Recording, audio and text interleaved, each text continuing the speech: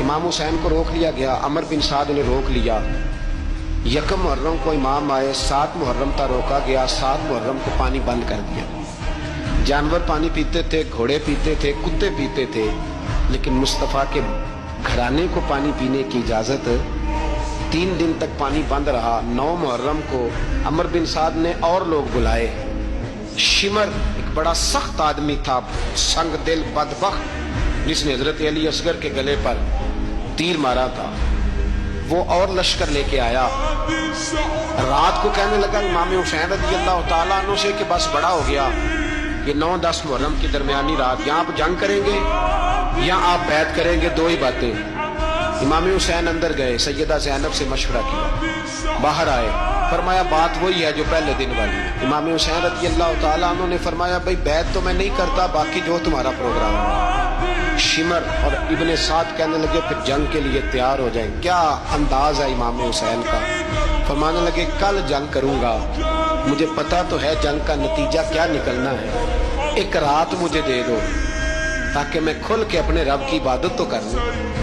حسین نے جانا ہے، مجھے پتا ہے کل رزلٹ 72 اور 22,000 کا کیا، ایک رات مجھے دو، میں مالک سے راز نیاز تو کروں، میں گویا اس سے پوچھوں تو صحیح کہ مالک میرے والد بھی شہید ہیں، بھائی بھی شہید ہیں، نانا کو بھی دکھوں میں دیکھا ہے، تو اب میری باری ہے تو مالک میں حاضر ہوں، مجھے موقع تو دو، اس لیے کہ میرے نانا نے بدر میں بھی ساری رات عبادت کی تھی، صبح مجھے موقع دو۔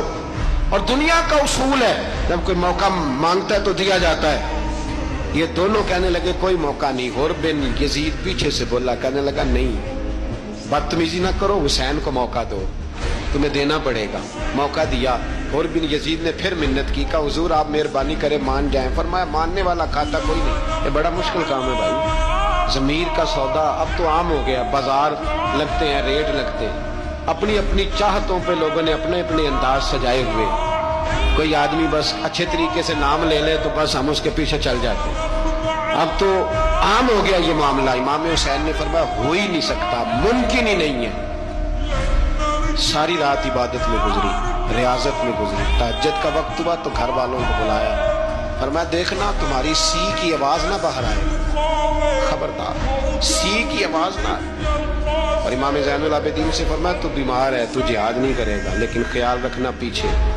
اور بڑی قیمتی بات بتا رہا ہوں، ہماری بیویاں کسی کے گھر میت ہو جائے تو 4 دن بخار نہیں اترتا۔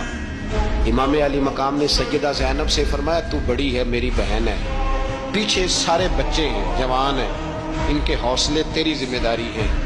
صبح جنگ کا طبل بجنے لگا، فجر کی نماز پڑھی، سورج چڑھا، 10 محرم کا دن، جمعے کا وقت، جناب سیدنا امام حسین رضی اللہ تعالیٰ عنہ نے ریت پر سجدے کیے، لمبے سجدے، لمبی نماز، سورۃ الشمس کی آیات دوسری رکعت میں پڑھی تو سارا کربلا گونجنے لگا۔ کیا انداز تکلم تھا امام علی مقام کا۔